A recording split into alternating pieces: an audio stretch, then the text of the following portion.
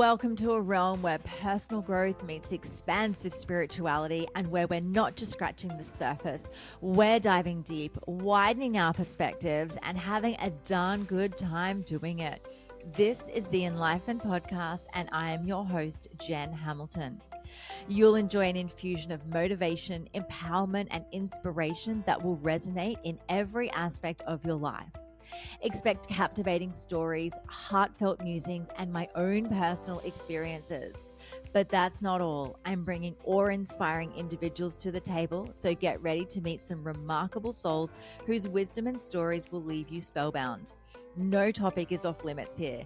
Brace yourself for raw authenticity, unfiltered vulnerability, and yes, the occasional splash of explicit language. We're delving into the realms of the esoteric, mystical, and the woo-woo, unafraid to explore the extraordinary. So if you are ready to venture beyond the surface, to explore the depths of your soul, and to awaken the magic of life, if your heart says yes, then hit that play button and let the Enlighten Podcast guide you on this remarkable expedition.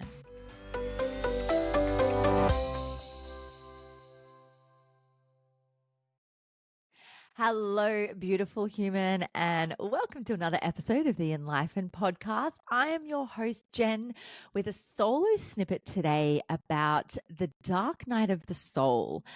This is something that comes up a lot, especially if you're on a spiritual journey, if you're going through an awakening, if you've been a coaching client of mine, or you've been in any of my online programs. You would have heard me talk about my dark night of the soul before. And I had a beautiful friend of mine reach out to me recently saying, "Hey, I think I'm having a dark night of the soul. Tell me a little bit about it. Like what actually is it, and how do I get through it?" And it's interesting because I think I had my first proper conscious dark night of the soul. And when I say conscious, like that's when I knew what I was actually going through at the time.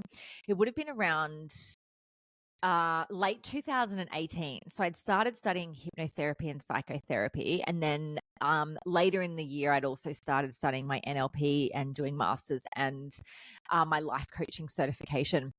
And one of the facilitators of my NLP course really triggered the fuck out of me during the course. One of the things that came up throughout this course was, we had to do the work on ourselves before we could go out and help anybody else.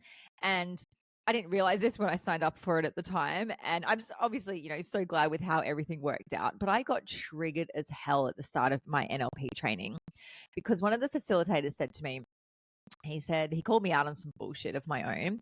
And he said, "Jen, your whole life is a lie and no one is coming to save you."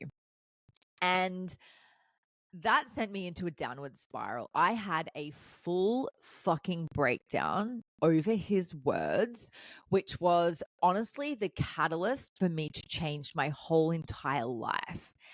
And I got to a point where after he'd said those words during our training course in front of the group that, I was with, I had suicidal ideation after that. I literally went home. I left the course early that day and I went home and I started writing letters to my children, letters to my friends and my family to say goodbye. I really, really struggled with those words. I struggled that everything that I was learning about in my NLP training, which was also it went a little bit deeper than sort of your typical NLP training. There was a lot of, I guess, sort of like spiritual concepts in it, really like deep levels of personal development beyond sort of like your standard training of neuro-linguistic programming. So I was in a really, really dark place. And I just thought to myself, like, if I got through, to my, my my early 30s at the time, and my whole life was a lie, what's the fucking point? And so many people get to a point of their life like this. So many people get sick of their own bullshit story that they have been living for so long, or living a lie essentially because they want to be something or do something or have something. And there's an incongruency with who they're actually being externally as to what they're desiring internally. And that was my existence at the time. During this experience that I went through where I wanted to start studying hypnotherapy and really starting to step into the space of supporting people and becoming a therapist, becoming a coach, becoming a facilitator. There were so many parts of me that was desiring to help other people, but I didn't actually realize that I wanted to deep down heal my own stuff at the same time. It was just this way that, the universe just presents itself so beautifully with opportunities.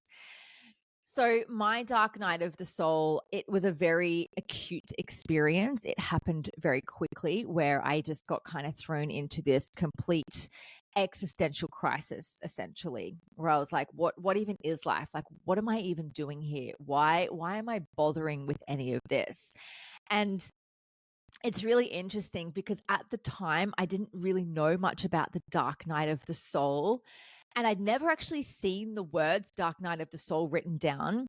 So in my head, I actually thought it was dark night, as in night with a K, as in Knight, like this knight in shining armor is going to come riding in on a horse to save me in the dark of the night when I am balls deep in like the trauma and the mess and the blackness and the void and the darkness. And so I had this perception in my head that even though I was going through an absolute fucking shit show, this night was going to come and save me, but it wasn't anything external to me. It was something within me that was going to come through for me. So the perception that I had based on how I thought night was spelled was actually a whole different experience to what a lot of people experience when they're having a dark night of the soul, where it is the darkness, where it is the void. And we're here, we're spiritual beings having a human experience, and we're human beings having a spiritual experience. We're actually both. So when we're here going through perhaps the awakening process, going through the expansion of our consciousness, and side note here, there's a lot of people that talk about ascension. This is probably a whole different topic completely. And I get really activated, and I really start to pull my clients up when they talk about, ascending from like 3D to 4D to 5D to 12D. That's all well and good. Please understand, though, that when we're talking about ascension, we're actually talking, like, the word ascension literally means to go up. When we remove time and space from our human experience and we're left with our spirit and we're left with our soul, remembering that on this 3D plane of earth, this is only where time and space exists. Our souls don't know time and space. So our souls don't actually know ascension because that's created by space, and there is no such thing as space from a soul level. So what I like to try and remind people is that you're not actually ascending, you're not going upwards anywhere, you're not creating separation from people lower than you and you're raising higher. All you're doing is going into a deeper level of awareness within, and that's essentially your ascension process. That is your awakening. So anyway, I totally digress. That's just something I get really, really passionate about.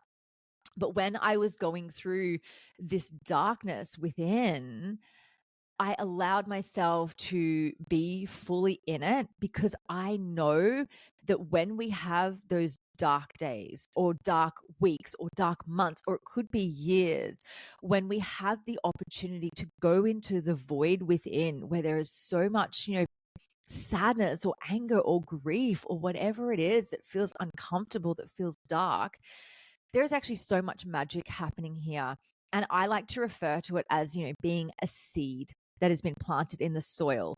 If you think about a seed that's been planted in the soil, of course it's full of darkness. It's not sprouted yet. It's got to go through, the phase of growing and then popping out the top of the soil to be able to bloom.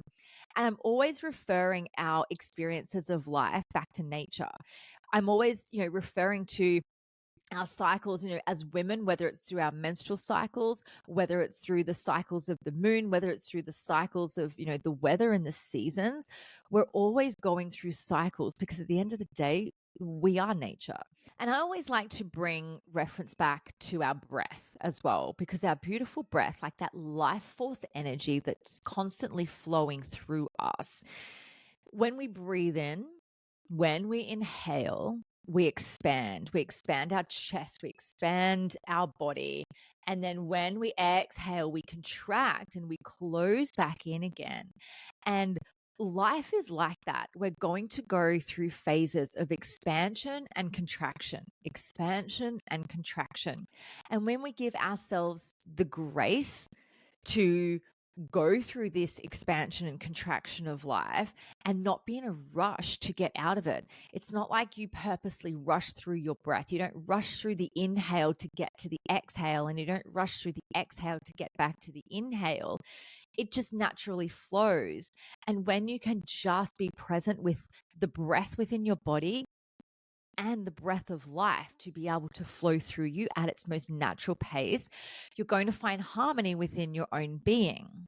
So when it comes to the dark night of the soul happens within the contraction, within the exhale, going back in again, going deeper inside. And then when you get ready to take the inhale and expand out again, you're ready to go back out into the world.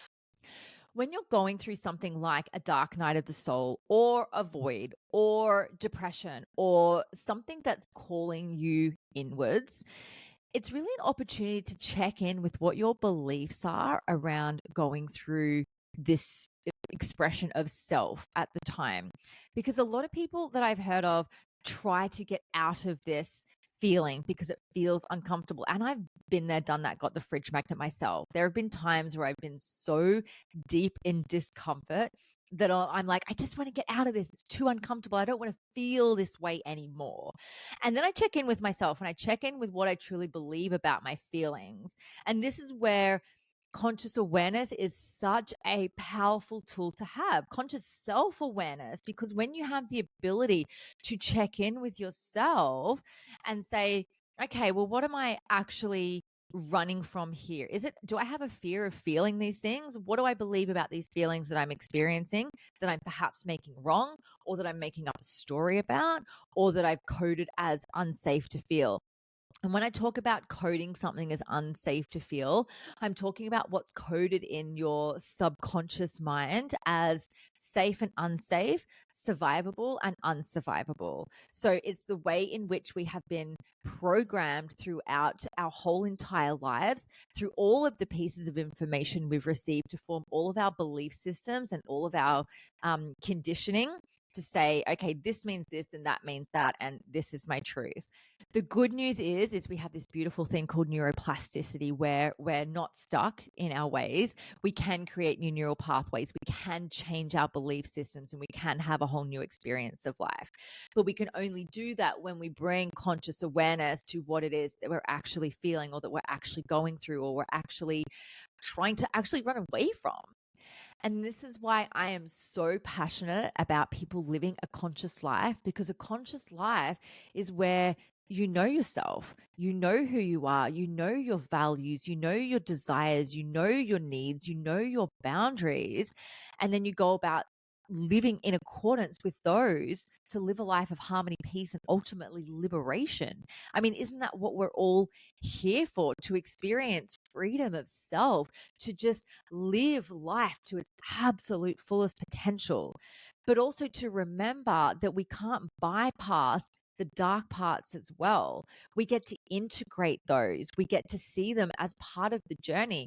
In fact, when I go into a time of my life where it is a dark night of the soul, and it's not something that, you sit down and plan, you put it in the calendar, be like, okay, cool. So next month between the 5th and the 8th, I'm having a dark night of the soul, and I'm just going to, clear my calendar that day. These are the things that are going to come completely out of the blue at the best of times. It could be grief, completely unexpected grief, the loss of a person, the loss of a relationship, the loss of a job, the loss of a future that you had planned for that is no longer going to exist in the way that you thought it was going to. These moments, like these dark nights of the soul, are what shape us though.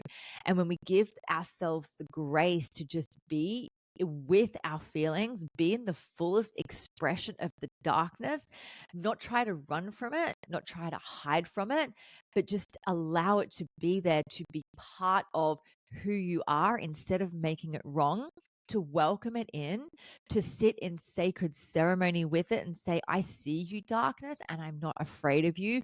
Please show me what it is that I need to see. That's how you start to integrate all parts of yourself, welcoming all parts of yourself, and ultimately living this most incredible, beautiful, connected, whole, liberated, conscious life. So I wanted to give you a few little takeaways around what you can do when you're experiencing a dark night of the soul, because I always like to give a little bit of like inspiration and also some tangibles to take away from these solo snippets where I can. So what I personally do if I'm going through a dark night of the soul is I recognize that I am just in a season right now. I give myself the grace to just cancel what I need to, whether it's social things, whether it's work things, whatever it is that I can get out of that I need to. I give myself the grace to just have time and space to be able to just be in it. Instead of saying, I don't have time to do this, I can't make myself available for this. I just know that deep down inside, my soul needs to reset. There is something going on which needs a recalibration, and I'm here for it because I know through experience that that is where the magic is. I love journaling. Journaling is such a big part of my life. And I find that, even though I don't need to do it every day or I don't want to do it every day, when I sit down to journal, it becomes like a sacred ceremony. So I'll light, some Palo Santo. I'll have the diffuser going with some beautiful essential oils. I'll have a cacao. If it's at nighttime, I've got, the pretty fairy lights on in my room. There's nice music playing. For me, journaling is a ceremony because it's me essentially sitting with myself, putting words onto paper about how I'm feeling, what it is that I'm going through. And what I find is that when I'm writing the words on the page, the messages that I need or the answers that I'm looking for are actually starting to come through before I even finish writing. So I find it such a therapeutic practice. I always make sure that I go out into nature. One of the things that we can find ourselves doing is wanting to just hibernate inside, and that's all well and good. But there is nothing quite like getting sun on your skin, getting fresh air, going for a swim in the ocean, jumping in a creek, putting your feet on the grass or feet and toes in the sand to just help you recalibrate and come back to yourself. There is so much that nature can provide for us as humans that we don't realize how powerful it is. So grounding is such a big part of this for me. I like to, generally make sure that my nutrition is on point because I truly believe that, we are what we eat. What we put inside ourselves is what our cells become, which is what our body experiences. If we look at gut health, like there's talk about the gut being the second brain. Like there's so much that happens in our gut, and that's all based on the food that we're essentially putting into our face holes. And so for me, I eat, a plant-based diet. I'm vegan because I personally believe that if I put something dead in my body, I'm going to feel dead. So, there's a lot of energy in, the food that we consume. So when I'm going through something dark, I always make sure that, as much as possible, my nutrition is on point. And also, if I feel like ice cream or if I feel like getting takeaway or if I feel like some Loco Love chocolate, then you can bet your bottom dollar that I'm going to give myself the grace to just eat whatever the fuck I want, because it's so important to just be so gentle on yourself. And if that means breaking away a little bit from, the norm just to feel some kind of comfort, then that's okay. One of the things I'm so mindful about is not to consume alcohol through these times, because it's so easy to reach for things that we believe or we're conditioned to believe will actually support us. That we've been so conditioned in our society around alcohol that just have a drink and it takes the edge off, and have a drink and, all your problems will disappear, or have a vodka, it'll make you a better dancer. There's so much social conditioning around alcohol. And probably one of my biggest pieces of advice is if you're going through something dark, please don't add alcohol into it. Like there's so much from an energetic perspective when it comes to alcohol and what it actually does to our system, that if you're going through something, be fully present with what it is. Like, be fully present with the darkness. The minute you start adding alcohol or any other substances, even if it's smoking weed, you're still trying to alter your state to get out of what you're in instead of just being present with yourself. One of the biggest things, I know that I'm making all of these the big things, but one of the biggest things is always come back to self-love. How can you just love yourself so fucking deeply through this process? Loving yourself like your own best friend, loving yourself like you love your children or your partner, loving yourself as if you are the only thing that matters in the world because it's true. And I always bring it back to, how you're treating yourself, especially through these darker times. Is that how you would treat a best friend? And I know this whole like the self-love thing is so wanky, like, oh, you got to be your own best friend. But honestly, I'm telling you, it works. I've been in this space for a very long time, and I know who I am now, and the deepest, unconditional, most beautiful love that I hold for myself is the greatest gift that I've ever given to myself throughout my entire life. It's made me a better person, a better mom, a better friend, a better lover, a better human in life because of the love that I hold for myself. So get on board with the wanky stuff. Trust me, it works. Another thing that I recommend is to have little rituals in place. Now, this might be sitting down with a beautiful cacao. It might be breath work. It might be yoga. It might be gentle movement. It might be going for a run. It might be hiking a mountain. Hell, you could be skydiving to get yourself through this. Whatever that looks like for you, have things in your toolbox that you know that you can turn to when this stuff becomes present for you, that you can go, okay, yes, I'm going through some hard times. I've got some of my beautiful oils to roll on me, or I'm going to sit down with a cacao. I'm going to put my favorite playlist on, and I'm just going to sit and be with my feelings. I always recommend people have an anchor when moving through anything. And so I have certain pillows and blankets that I use. Even if it's in the middle of summer, I'm going to make sure I have the air conditioning on, and I'm going to sit with this blanket around me, and I'm going to have this pillow in my arms that I'm cuddling to just rock back and forward with, because I know that I have anchored in the energy that this is my safe place. And I teach my clients how to do this as well, especially when we're going through the deep, dark stuff of the growth work. You're going to want to have something that you feel so comforted by that you can turn to, that feels like a warm hug. I always find as well that when I'm going through this process, it is very much a solo journey. And look, I am single, so I don't have a partner at this stage of my life to turn to, be like, hey, can you hold space for me?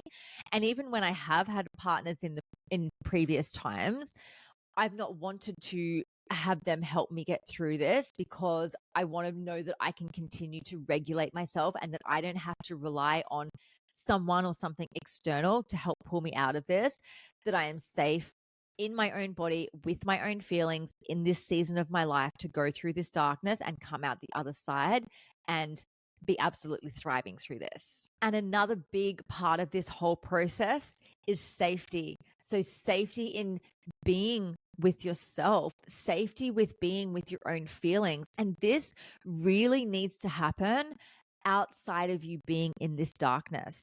So when you come out, like when you're in a stage of your life, perhaps that's now for you. If you're not going through a dark night of the soul, if you're like, yeah, life's fucking good at the moment, I really invite you to do the work now, to cultivate these practices, to know thyself, to get in touch with your feelings, to create these rituals, to have all of these tools in your toolbox that you can go to, so that you're not scrambling for them going, shit, what were those things that I know that I needed to do? When it does hit you, that it's already all in place, ready to go, so that when you do enter this season, sometimes unbeknownst to you, that it's actually going to just appear out of left center. When it does happen, you're like, oh, okay, I've actually got everything around me that I need to support myself through this process.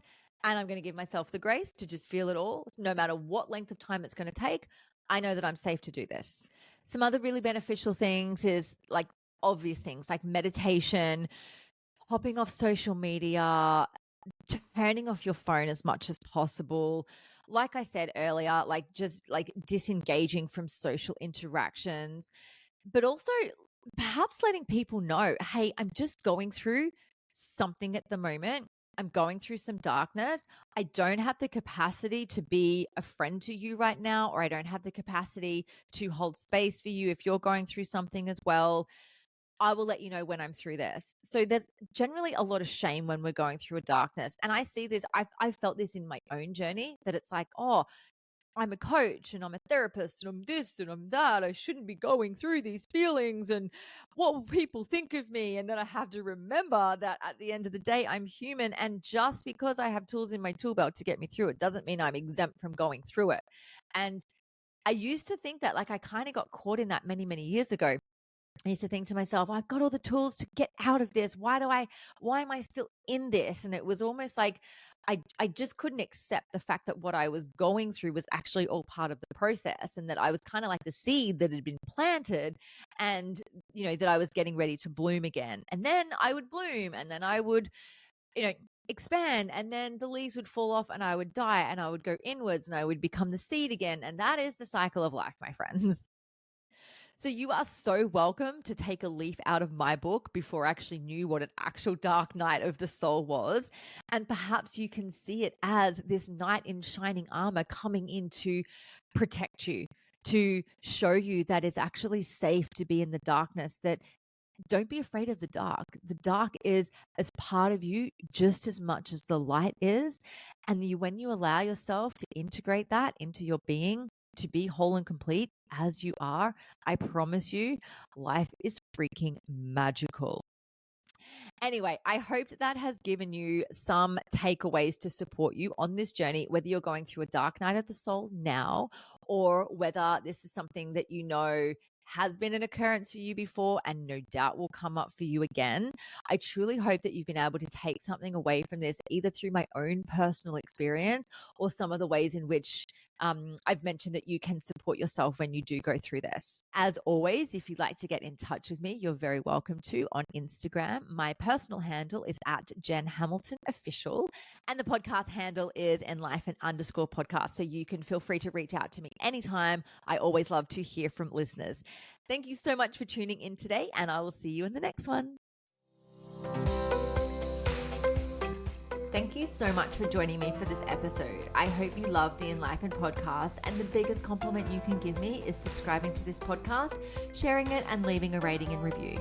Feel free to follow me on Instagram. My handle is at Jen Hamilton Official, and the podcast handle is enlightened_podcast. You can also find the video version on YouTube on my channel. Just search Enlighten, and don't forget to hit subscribe. Have a beautiful day and enjoy living the enlightened journey of life.